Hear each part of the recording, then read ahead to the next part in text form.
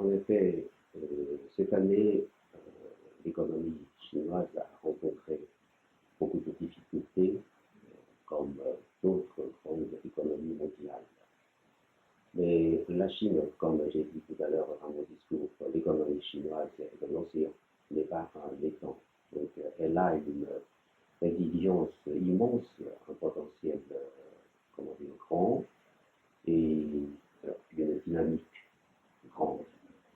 Euh, je suis sûr que la Chine, l'économie chinoise, peut résister, surtout avec la panoplie de politiques sorties par le gouvernement chinois pour stimuler et stabiliser le développement économique du pays. Et d'ailleurs, nous avons des atouts.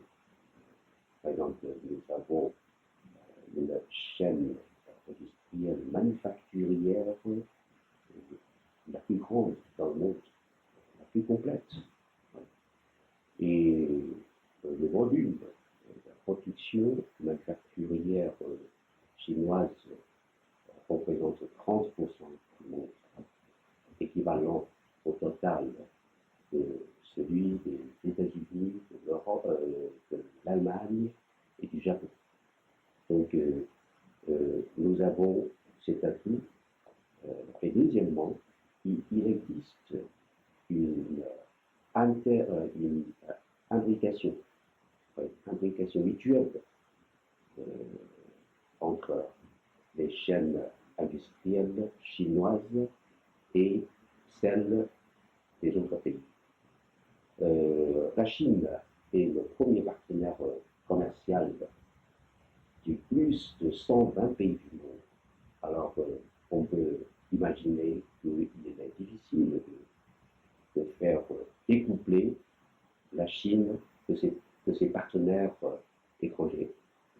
Troisième atout, c'est que nous avons beaucoup d'avantages dans la logistique internationale, surtout dans le transport maritime et dans le transport du chemin de fer.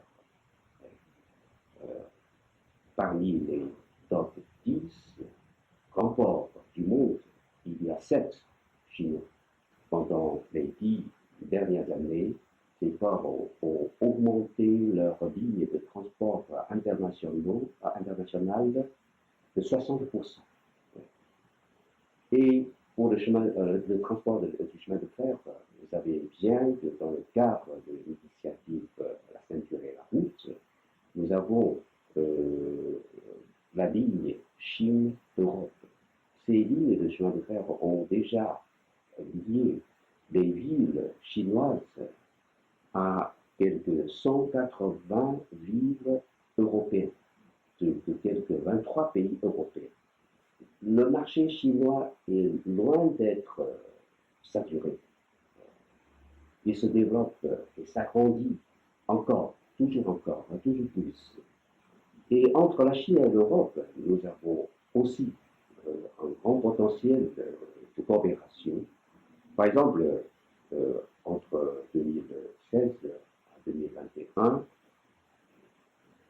l'importation de la Chine, l'importation chinoise de l'Europe a augmenté de 63,7% en 5 ans.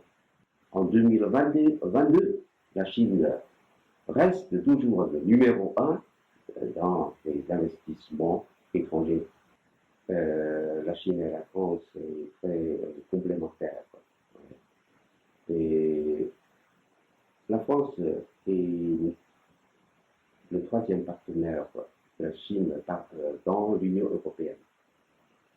Et aussi, notre troisième issue d'investissements étrangers de l'Europe. Bien sûr, on peut continuer notre coopération dans les domaines traditionnels. On peut encore exploiter la coopération dans les secteurs, dans les domaines nouveaux, tels que l'intelligence artificielle, les énergies renouvelables, les véhicules électroniques. Et on peut faire aussi La coopération dans les marchés tiers, par exemple en Afrique, en Moyen-Orient, il y a beaucoup à faire. Si nous avons cette volonté de faire, je pense que la coopération économique